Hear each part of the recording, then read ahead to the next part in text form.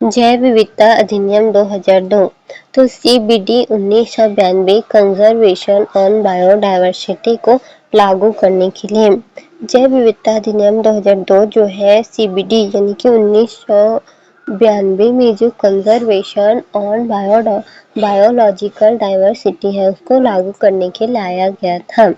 इसके 3 मुख्य उद्देश्य से जैव विविधता का संरक्षण करना, जैव संसाधनों का धारणीय उपयोग करना, जैव संसाधनों से मिलने वाले लाभों का समान बंटवारा करना ABS एक्सेस बेनिफिट शेयरिंग।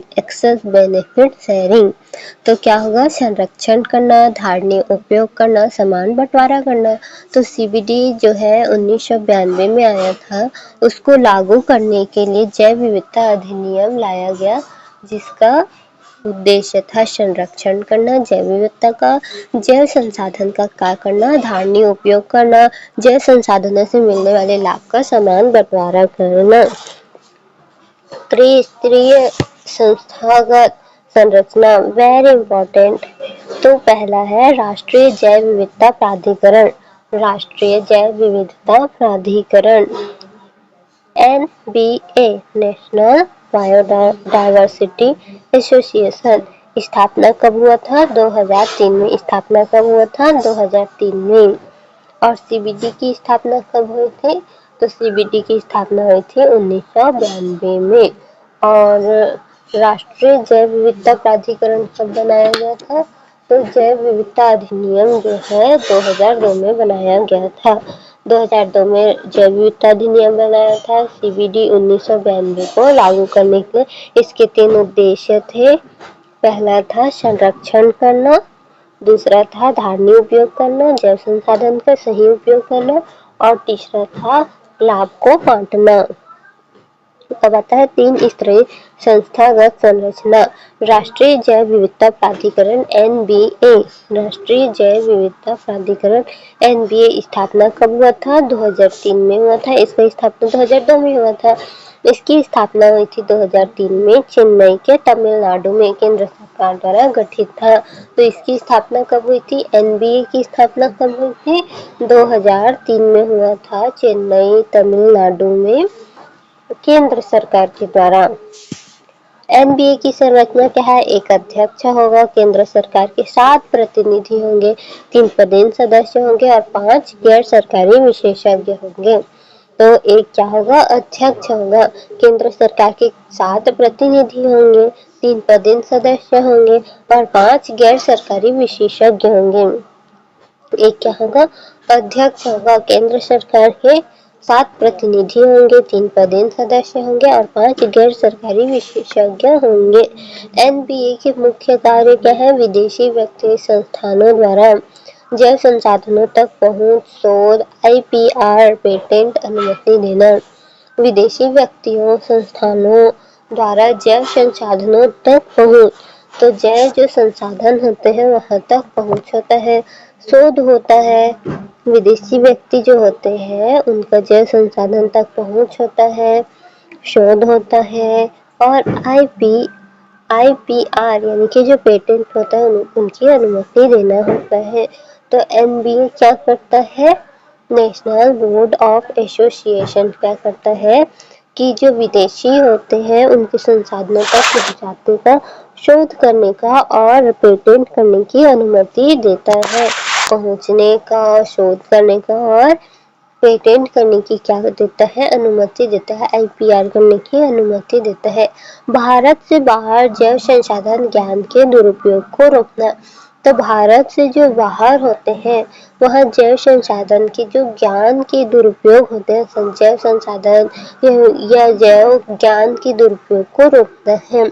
केंद्र सरकार को सलाह देना। तो केंद्र सरकार को ये क्या देता है? सलाह देता है। बायोडायवर्सिटी हेरिटेज साइट घोषित करने में राज्यों को सलाह। तो बायोडायवर्सिटी जो है हेरिटेज घोषित करने में जो राज्य होते हैं उनको सलाह देता है। बायोडायवर्सिटी हेरिटेज घोषित करने में राज्यों को सलाह देते हैं। तो सबसे पहला है CBD को 1992 में लागू किया गया था। CBD को 1992 में लागू किया गया था जिसके कारण जैव विविधता 2002 को लागू किया गया। इसके 3 उद्देश्य संगठन, संरक्षण और लाभ का बंटवारा करना। फिर आता है national board of biodiversity association (NBA), राष्ट्रीय जैव विविधता प्राधिकरण। तो वो कब हुआ था? 2003 में हुआ था, चेन्नई में, तमिलनाडु में। और ये क्या करता है? केंद्र सरकार द्वारा ये क्या है? गठित है। एक अध्यक्ष होगा, केंद्र सरकार के 7 प्रतिनिधि होंगे, 3 पदेन सदस्य और 5 गैर सरकारी विशेषज्ञ। 3 पदेन सदस्य और 5 गैर सरकारी विशेषज्ञ होंगे, यानी कि वो सरकार के तो नहीं होंगे लेकिन विशेषज्ञ होंगे। तो एक अध्यक्ष, 7 सरकार के प्रतिनिधि होंगे केंद्र सरकार के, और 3 जो है पदेन सदस्य होंगे और 5 जो है विशेषज्ञ होंगे जो कि सरकारी नहीं होंगे। विदेशी व्यक्ति संस्थान द्वारा जैव संसाधनों तक पहुंच होता है, शोध होता है, पेटेंट की अनुमति देता है। भारत से बाहर जो जैव संसाधन है, हमारे देश के जैव संसाधन है या फिर जैव संसाधन से रिलेटेड जो ज्ञान होता है उसका कोई दूसरा दुरुपयोग न करे, इसका उसमें रोक लगाता है। केंद्र सरकार को सलाह देता है, जिसके लिए बायोडायवर्सिटी हेरिटेज साइट घोषित करने में राज्य को भी सलाह देता है। राज्य जैव विविधता board, state biodiversity board, state biodiversity board, state biodiversity board गठन क्या करता है? राज्य सरकार धारा 22 के अनुसार गठन जो है राज्य सरकार धारा 22 के अनुसार गठन राज्य सरकार धारा 22 के अनुसार विदेशी मामलों में नहीं, केवल भारतीय नागरिकों के संस्थानों पर नियंत्रण। तो ये क्या करता है? विदेशी मामलों में नहीं, भारत के जो नागरिक होते हैं या फिर वहाँ के जो संस्थान होते हैं उसी पर नियंत्रण करते हैं। कब? धारा 22 में राज्य सरकार द्वारा। एसबीबी के कार्य, व्यावसायिक उपयोग के लिए जैव संसाधनों की निगरानी। व्यावसायिक उपयोग जो होता है उसके लिए जैव संसाधनों की निगरानी करता है। व्यावसायिक उपयोग के लिए क्या करता है? जैव संसाधनों की निगरानी करता है। एनबीए के निर्देश के अनुसार कार्य करता है। एनबीए जो भी निर्देश दे उसी के अनुसार कार्य करता है। राज्य में संरक्षण को बढ़ावा देता है। तो राज्य में क्या करता है? संरक्षण को बढ़ावा देता है। केंद्र शासित प्रदेशों में एसबीबी नहीं होता। केंद्र शासित प्रदेशों में क्या है? एसबीबी नहीं होता, क्योंकि इसे केंद्र सरकार चलाता है। वहाँ एनबीए की एसबीबी की शक्ति का प्रयोग करता है। एनबीए ही क्या करता है? एसबीबी की शक्तियों का प्रयोग करता है। सीबीडी जो है 1992 में आया, 1992 में लागू हुआ था। उसे लागू करने के लिए जैव विविधता अधिनियम 2002 लाया गया था। इसमें क्या है? संगठन किया जाता है, संरक्षण किया जाता है और संरक्षण करने के बाद क्या किया जाता है? लाभ का सही से बंटवारा किया जाता है। इसके तीन स्तरीय है जो है राष्ट्रीय जैव विविधता एनबीए, नेशनल बायोडायवर्सिटी, जिसकी स्थापना 2003 में हुई थी और ये 2003 में चेन्नई में तमिलनाडु में स्थापित है केंद्र सरकार द्वारा। ये क्या करता है? विदेशियों को भारत में जो जैव विविधता है उसके संसाधन तक पहुंचने के लिए और उनको शोध करने के लिए, यानी कि कोई भी शोध करने के लिए, किसी भी प्रकार के अध्ययन करने के लिए, शोध करने के लिए और जो है उनको पेटेंट देने पर क्या करता है? ये नियंत्रण करता है, जांच करता है। ये बीच बीच में क्या करता है? केंद्र सरकार को सलाह देता है और राज्य सरकार को भी जो है बायोडायवर्सिटी हेरिटेज स्टेट घोषित करने के लिए सलाह देता है। राज्य जैव विविधता बोर्ड क्या है? State biodiversity board. State biodiversity board क्या है? यह जो है धारा 22 में आया था, राज्य सरकार द्वारा धारा 22 में था। इसमें विदेशी मामलों में नहीं बल्कि अपने भारत के मामलों पर या फिर नागरिक संस्थान पर क्या करता है? नियंत्रण करता है। व्यवसायिक कार्यों के लिए संसाधनों पर निगरानी रखता है और एनबीए दिशा निर्देशों के अनुसार कार्य करता है। राज्य में संरक्षण को बढ़ावा देता है। तो राज्य में क्या करता है? संरक्षण को बढ़ावा देता है। धारा 41 और क्या करते हैं? केंद्र शासित एसबीबी पर नहीं होता। केंद्र शासित प्रदेशों में क्या है, एसबीबी नहीं होता, वहाँ एनबी ही उसका कार्य करता है। अब आता है जैव विविधता प्रबंध समिति, biodiversity management commission, biodiversity management commission. तो ये क्या है, धारा 41 में आया है। स्थानीय निकाय स्तर है, क्या है, स्थानीय निकाय स्तर, ग्राम पंचायत, नगर पालिका। स्थानीय निकाय स्तर, ग्राम पंचायत, नगर पालिका। संरचना, अध्यक्ष प्लस अधिकतम 6 सदस्य, अध्यक्ष होगा और अधिकतम 6 सदस्य होंगे। कम से कम 1/3 महिला होगी और 18% ST/SC होगी। तो क्या है, धारा 41 बायोडायवर्सिटी जो है, जैव विविधता प्रबंध समिति, बायोडायवर्सिटी कमीशन में जो है BMC में क्या है, धारा 41 में आया था। स्थानीय निकाय स्तर जो होता है, ग्राम पंचायत, नगर पालिका, वहाँ, और इसके अध्यक्ष कौन है, अध्यक्ष प्लस अधिकतम 6 सदस्य। और उसमें क्या था, एसबीबी में क्या था, एक अध्यक्ष होंगे, 7 सरकार के जो है सरकार की तरफ से, केंद्र शासित प्रदेश के तरफ से होंगे, 3 जो है पदेन होंगे और 5 गैर सरकारी विशेषज्ञ होंगे। किसमें, एसबीबी में, स्टेट बायोडायवर्सिटी बोर्ड में। और सीबी में क्या है, अध्यक्ष होंगे और अधिकतम 6 सदस्य होंगे, एक अध्यक्ष होंगे और अधिकतम 6 सदस्य होंगे। कम से कम 1/3 महिला होगी और 1/3 महिला होगी और 18% ST/SC होगी। पीपल बायोडायवर्सिटी रजिस्ट्रेशन PBR तैयार करना, स्थानीय जैव संसाधनों व पारंपरिक ज्ञान का दस्तावेजीकरण करना। जो स्थानीय जैव संसाधन होता है, पारंपरिक ज्ञान का जो दस्तावेज होता है, उसको तैयार करना। स्थानीय लोगों को अधिकारों की रक्षा, जो स्थानीय लोग होते हैं उनके अधिकारों की क्या करता है, ये रक्षा करता है। PBR तैयार करता है, पीपल बायोडायवर्सिटी रजिस्ट्रेशन तैयार करता है। PBR क्या करता है, तैयार करता है। तो ये CBD 1992 के लिए जैव विविधता अधिनियम 2002 लाया गया था, जिसमें क्या है, संरक्षण होता है और संसाधन का सही उपयोग होता है और जो लाभ होता है उसका सही बंटवारा होता है। उसके बाद क्या, राष्ट्रीय जैव विविधता प्राधिकरण NBA, national board of association. NBA क्या है, राष्ट्रीय जैव विविधता प्राधिकरण। उसमें क्या था, वो जो है स्थापना 2003 में हुई थी, चेन्नई में, तमिलनाडु में हुआ था। केंद्र सरकार द्वारा गठित था। एक अध्यक्ष, 7 प्रतिनिधि, 3 पदेन सदस्य, 5 गैर सरकारी विशेषज्ञ थे। जैव संसाधन तक पहुंच, शोध, पेटेंट की अनुमति देते थे। भारत से बाहर जैव संसाधन ज्ञान के दुरुपयोग को रोकना, केंद्र सरकार सलाह देना, बायोडायवर्सिटी हेरिटेज साइट घोषित करने में राज्य को सलाह देता है। राज्य जैव विविधता बोर्ड SBB, धारा 22, राज्य सरकार धारा 22, विदेशी मामलों में नहीं, केवल भारतीय नागरिकों के स्थानों पर नियंत्रण।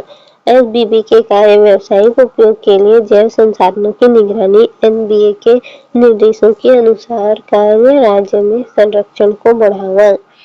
केंद्र शासित प्रदेशों में SBB नहीं होता, वहाँ NBA ही SBB की शक्ति का उपयोग करता है।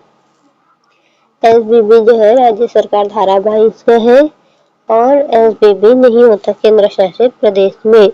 BMC जो है जैव विविधता प्रबंध समिति, धारा 41, स्थानीय निकाय जो होते हैं उनके लिए है।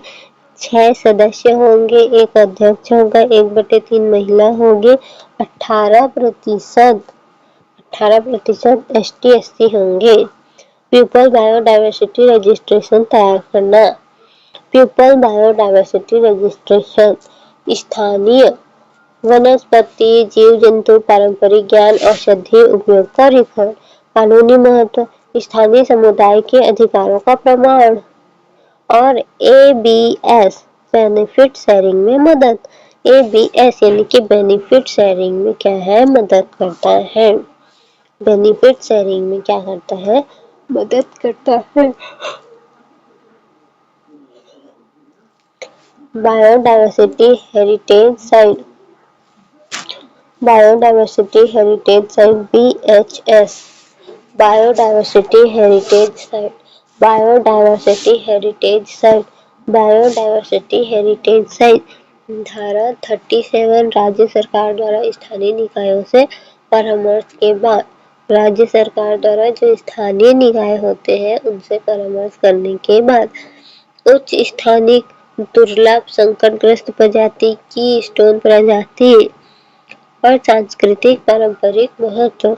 तो ये क्या कहता है, बायोडायवर्सिटी हेरिटेज साइट धारा 37 में आया था और एक धारा 22 में और एक था धारा 2003 धारा 41। इसका धारा 41, इसका धारा 22 और इसका है धारा 36। विशेषज्ञ क्या है, उच्च स्थानिकता, दुर्लभ संकटग्रस्त प्रजाति की स्टोन प्रजाति, सांस्कृतिक और पारंपरिक महत्व की स्टोन प्रजाति।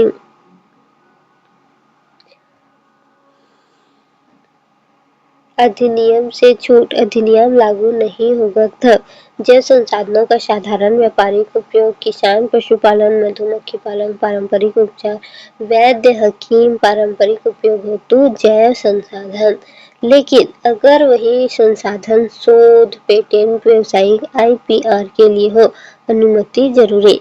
जल संसाधन का साधारण व्यापारिक उपयोग होगा तो नहीं, किसान, पशुपालन, मधुमक्खी पालन करने के लिए होगा तो बिल्कुल भी नहीं, पारंपरिक उपचार, वैद्य, हकीम के द्वारा नहीं, और पारंपरिक उपयोग हेतु जैव संसाधन, पारंपरिक उपयोग हेतु जैव संसाधन तो बिल्कुल भी छूट नहीं मिलेगी। अगर वही संसाधन शोध के लिए हो, पेटेंट के लिए हो या व्यावसायिक IPR के लिए हो तो अनुमति जरूरी है। NGT से अपील, NBA, SBA, SBB के आदेशों के खिलाफ अपील, राष्ट्रीय हरित अधिकरण NGT, राष्ट्रीय हरित अधिकरण NGT, राष्ट्रीय हरित अधिकरण NGT। अब एक लाइन में याद कर लेते हैं, एक लाइन में याद करने के लिए क्या है, NBA चेन्नई में है, एक्ट 2002, NBA का गठन 2003 में, और BMC बायोडायवर्सिटी मैनेजमेंट एक्ट धारा 41, BHS बायोडायवर्सिटी हेरिटेज साइट धारा 37, SBB जो है स्टेट बायोडायवर्सिटी बोर्ड तो धारा 22। NBA और SBB विदेशी मामलों पर नियंत्रण, SBB भारतीयों पर, केंद्र सरकार, राज्य सरकार, IPR अनुमति निगरानी। UPSC favourite keyboard, access and benefit sharing ABS, PBR, traditional knowledge, sustainable use CBD 1992। जैव विविधता अधिनियम 2002 का मुख्य उद्देश्य नहीं है, क्या बोला है, नहीं है, जैव विविधता का संरक्षण नहीं, संरक्षण उसका मुख्य उद्देश्य है। जैव संसाधनों का धारणीय उपयोग भी सही है, लाभों का समान बंटवारा भी करना है, तो जैव संसाधनों का राष्ट्रीयकरण करना उसका क्या है, मुख्य उद्देश्य नहीं है। तो आंसर होगा एक का C होगा। फिर दूसरा होगा पीपल बायोडायवर्सिटी रजिस्ट्रेशन PBR तैयार करने की जिम्मेदारी किसकी है, तो PBR की तैयार करने की जिम्मेदारी है NBA क्या करता है, SBB को जो है समझाता है, सलाह देता है। बीएमसी का कार्य क्या होता है? बीएमसी का कार्य होता है मैनेजमेंट करना बायोडायवर्सिटी का। तो पीपल बायोडायवर्सिटी रजिस्ट्रेशन करने का काम जो है राज्य सरकार का हो सकता है। नहीं, राज्य सरकार का नहीं होता। राज्य सरकार के लिए तो एसबीबी बना हुआ है। तो बीएमसी बायोडायवर्सिटी मैनेजमेंट कमीशन ये क्या करता है कि कौन सा जो है पारंपरिक नॉलेज ज्ञान जो है पारंपरिक ज्ञान है इसे ढूंढता है। तो उसी के अंतर्गत पीपल बायोडायवर्सिटी रजिस्ट्रेशन के लिए बनाया गया है, जो कि निम्न स्तर के लिए होता है। अपनी नगर पालिका हो गया, पंचायत हो गया, उनके लिए होता है।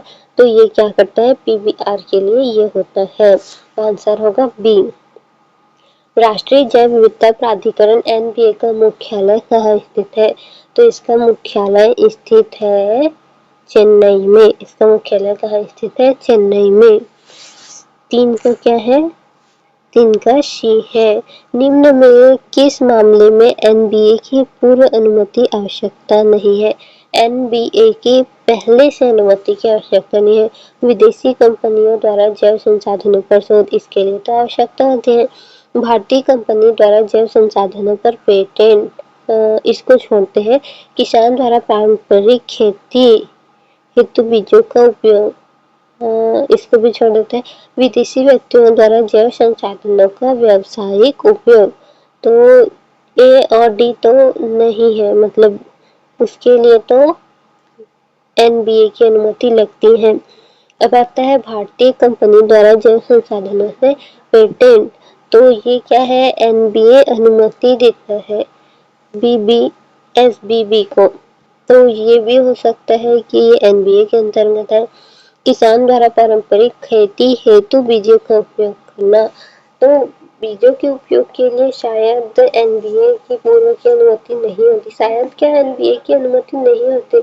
हमने कितने किसानों को देखा है, वो खेती करते हैं, बीज लेते हैं, तो वो किसी से अनुमति नहीं लेते। तो चौथा का सी होगा। चौथा का क्या है? सी है। जैव विविधता प्रबंध समिति बीएमसी का गठन किस स्तर पर होता है? केंद्र सरकार का। तो केंद्र सरकार के लिए तो एनबीए है, एनबीए। केंद्र सरकार के लिए एनबीए, राज्य सरकार के लिए एसबीबी, जिला सरकार के लिए गठन किस स्तर पर होता है? तो स्थानीय निकाय स्तर। हाँ, बीएमसी, क्योंकि बायोडायवर्सिटी मैनेजमेंट कमीशन, इसमें क्या है? जो पारंपरिक ज्ञान होता है तो वो स्थानीय स्तर पर होने चाहिए। तो उसी के लिए क्या है? स्थानीय निकाय स्तर, जैसे पंचायत हो गया और नगर पालिका हो गया, तो वहाँ जो है उनकी रजिस्ट्रेशन होती है। तो उन्हीं के मैनेजमेंट के लिए इसे बनाया गया है। तो 5वां का होगा D. Biodiversity heritage site BHS घोषित करने का अधिकार किसके पास है? केंद्र सरकार के पास, एनबीए के पास, राज्य सरकार के पास या स्थानीय निकाय के पास। तो बीएचएस बायोडायवर्सिटी हेरिटेज जो है राज्य सरकार को तो सलाह देती है। तो इसका आंसर हो सकता है बी हो, एनबीए के पास होना चाहिए। नहीं, घोषित करने का अधिकार किसके पास है?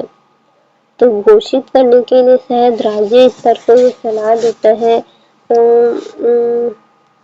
समझ नहीं आ रहा राज्य स्तर के लिए है या एनबीए के लिए है। स्थानीय निकाय के लिए तो ज्ञान को मैनेजमेंट किया जाता है, राज्य सरकार को तो बीएचएस जो है सलाह देता है। तो एनबीए के पास होगा शायद या केंद्र सरकार के पास, देखते हैं। 6वां का सी। 6वां का है राज्य सरकार के पास। तो क्या है आंसर? राज्य सरकार के पास। जैव विविधता अधिनियम के अंतर्गत अपील किसके पास की जाती है? तो जैव विविधता अधिनियम के अंतर्गत अपील जो है उच्च न्यायालय, सर्वोच्च न्यायालय, राष्ट्रीय हरित अधिकरण एनजीटी, या पर्यावरण मंत्रालय। जैव विविधता अधिनियम के अंतर्गत अपील किसके पास की जाती है?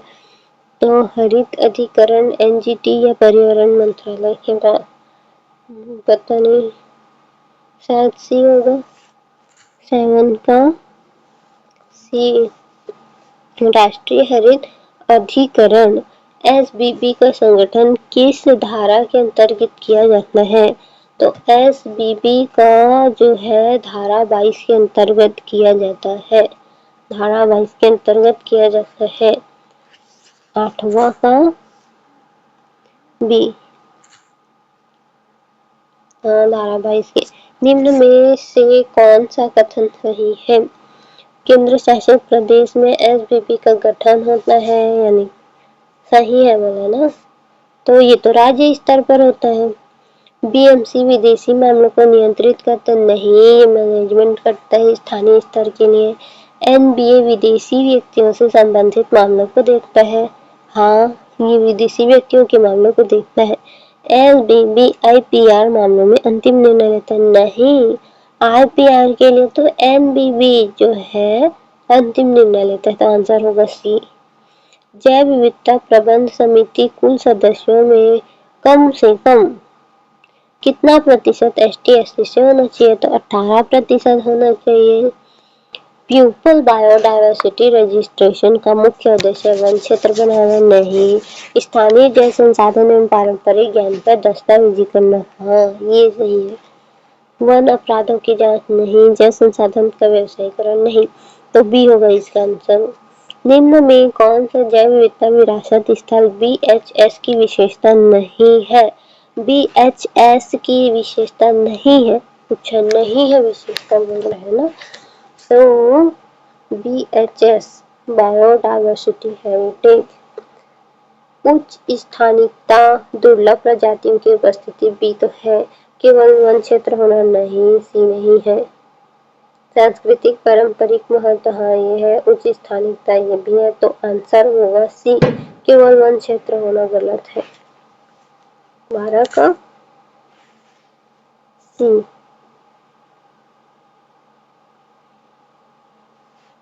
जैव विविधता अधिनियम 2002 किस अंतर्राष्ट्रीय समझौते के तहत बनाया गया? सीवीडी के तहत बनाया गया है, जो कि 1992 में हुआ था। जैव विविधता अधिनियम के तहत कौन सा कार्य नियंत्रित किया जाता है? पारंपरिक उपचार, आजीविका हेतु जैव संसाधनों का उपयोग, विदेशी सहयोग से शोध, घरेलू उपयोग हेतु वनोपज संग्रह। तो जैव विविधता अधिनियम के तहत कौन सा कार्य नियंत्रित किया जाता है? जैव विविधता के तहत कौन सा कार्य नियंत्रित किया जाता है? तो पारंपरिक उपचार, आजीविका हेतु जैव संसाधनों का उपयोग, विदेशी सहयोग से शोध, घरेलू उपयोग हेतु वन उपज। तो इसका आंसर होगा विदेशी सहयोग से शोध हो सकता है सी। 14 का सी, विदेशी सहयोग से शोध। निम्न में कौन सा एनबीए का कार्य है?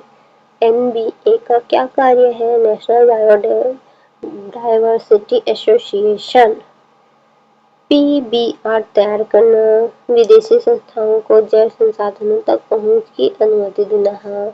ग्राम स्तर पर निगरानी नहीं, कृषि सब्सिडी देना नहीं। तो आंसर होगा बी। जैव विविधता प्रबंध समिति के अध्यक्ष का चुनाव कौन करता है? मैनेजमेंट के लिए। बायोडायवर्सिटी मैनेजमेंट कमीशन के लिए केंद्र सरकार द्वारा, समिति के सदस्यों की बैठक द्वारा, जिला कलेक्टर द्वारा या राज्य सरकार के द्वारा?